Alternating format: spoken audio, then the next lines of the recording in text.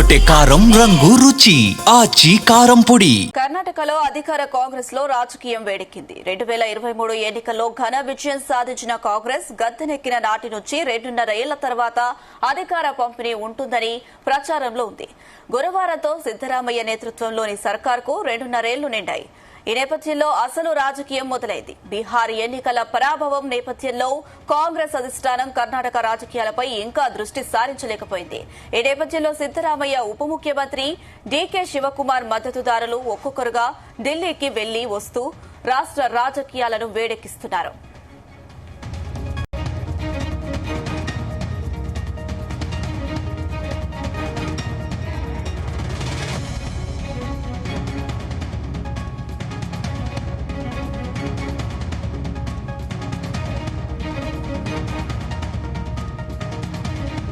ఇదే అంశం సంబంధించి మరిన్ని అప్డేట్స్ మా ప్రతినిధి సాయి ప్రసాద్ అందిస్తారు. సాయి ప్రసాద్,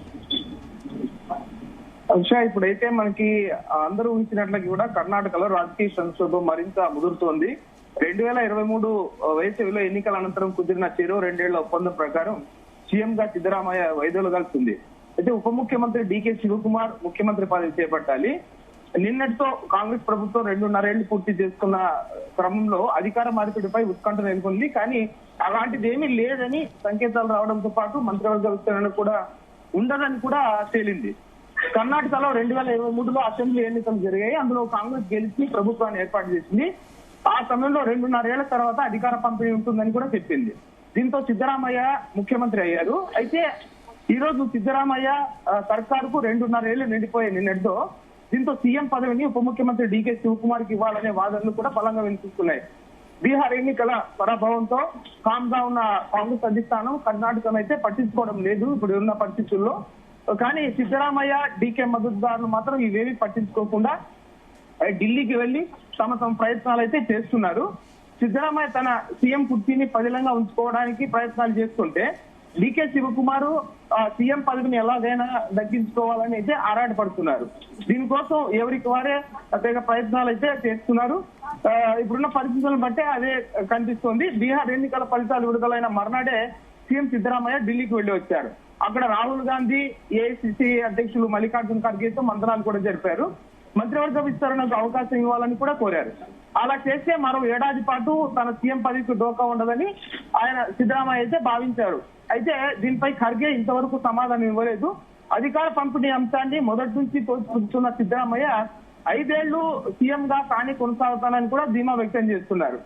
కర్ణాటకలో ఉన్న 139 మంది ఎమ్మెల్యేలు తనకే మద్దతుగా ఉన్నారని కూడా సిద్దరామయ్య అయితే చెబుతున్నారు. మరోవైపు ముఖ్యమంత్రి సిద్దరామయ్యపై డీకే శివకుమార్ ఆసనంగా ఉన్నట్లు తెలుస్తోంది. తన బాధలు, డిమాండ్లు అయితే చెప్పుకోవడానికి నిన్న మద్దతుదారులతో కలిసి ఢిల్లీకి కూడా వెళ్లారు.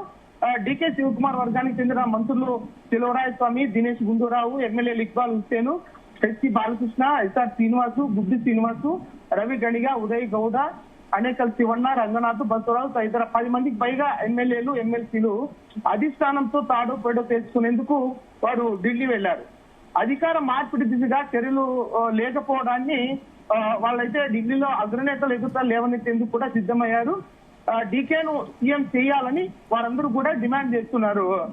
డీకే శివకుమార్ మద్దతుదారులు అయితే కాంగ్రెస్ జాతీయ ప్రధాన కార్యదర్శి కేసీ వేణుగోపాల్ అపాయింట్మెంట్ కూడా వారు కోరారు. ఆయనతో పాటు ఏఐసిసి అధ్యక్షుడు మల్లికార్జున ఖర్గే, అగ్నేత రాహుల్ గాంధీతో కూడా భేటీ కానున్నట్టు కూడా తెలుస్తోంది. ఈ రోజు వీరందరూ కూడా అధిష్టానం పెద్దలను కలిసే అవకాశం కూడా ఉంది. దీనికంటే ముందు పిసిసి అధ్యక్షుడిగా తాను ఎక్కువ రోజులు కొనసాగలేనని డీకే శివకుమార్ అయితే వారికి సూచనలు ఇచ్చినట్లుగా కూడా తెలుస్తోంది. ఎందుకంటే కర్ణాటకలో 2023 జరిగిన అసెంబ్లీ ఎన్నికల్లో కాంగ్రెస్ పార్టీ గెలిచింది. సిద్దరామయ్య, డీకే వర్గాలు గట్టిగా పోటీ పడడంతో అప్పుడు సీఎం పీఠం ఎవరికి దక్కుతుందనే టెన్షన్ కూడా అప్పట్లో నెలకొంది. అయితే అప్పుడు ఎవరు కూడా ఆ సమయంలో పట్టు విడలేదు, ఎవరికి వారు బలాబలాలు చూపించుకున్నారు. దీంతో చెరో 2.5 ఏళ్లు ప్రతిపాదన తెచ్చి ముందుగా సిద్దరామయ్యను సీఎం చేసేలా అధికార ఒప్పందం జరిగింది. ఆ రోజు అప్పటికి ఉప ముఖ్యమంత్రి పదవితో డీకే శివకుమార్ అయితే సర్దుకున్నారు. ఇప్పుడు 2.5 ఏళ్లు పూర్తి కావడంతో తమ నేతను సీఎం చేయాలంటూ డీకే మద్దతుదారులు ఎమ్మెల్యేలందరూ కూడా ఢిల్లీ పాట పట్టారు. మిగతా 2.5 ఏళ్లు తానే సీఎం గా ఉంటానని, అధికార మార్పిడి లాంటిది ఏమీ లేదని ప్రస్తుతం అయితే సీఎం సిద్దరామయ్య ఇప్పటికే స్పష్టం చేశారు. ప్రజలు తమకు 5 ఏళ్ళు అవకాశం ఇచ్చారని తాను కొనసాగుతానా లేదా అన్నది అప్రస్తుత చర్చని కూడా సిద్ధరామయ్య అయితే అంటున్నారు.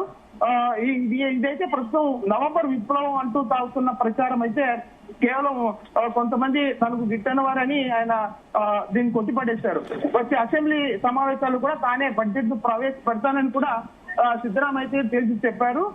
ఇప్పుడు 2.5 ఏళ్ల కాలం ముగిసిపోయింది కాబట్టి కేబినెట్ పునర్వ్యవస్థీకరణ అంశాన్ని కూడా పరిశీలించవచ్చని అధిష్టానాన్ని కోరినట్లు కూడా చెప్పారు.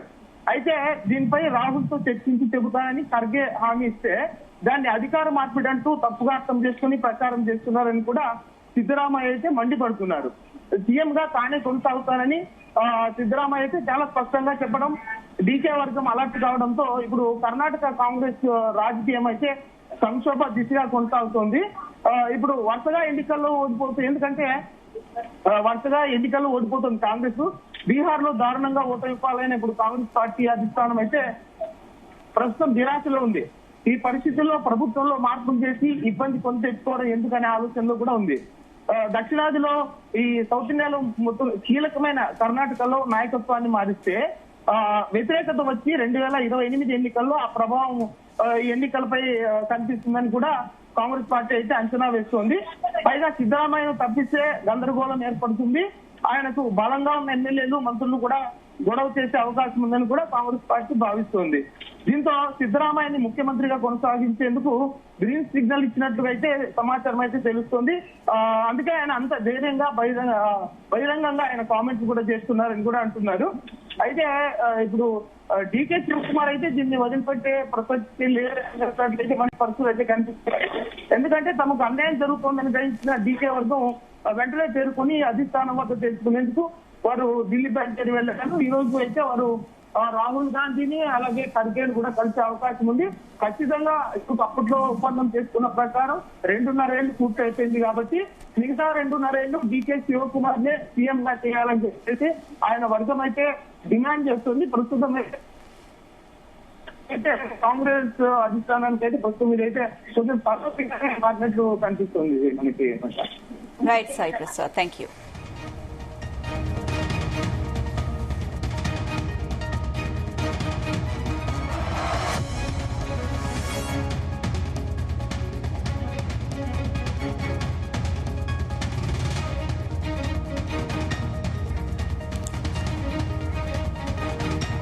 గుమగుమల వంటలే వంటలే తెరకొట్టే కారం రంగు రుచి ఆచి కారం పొడి.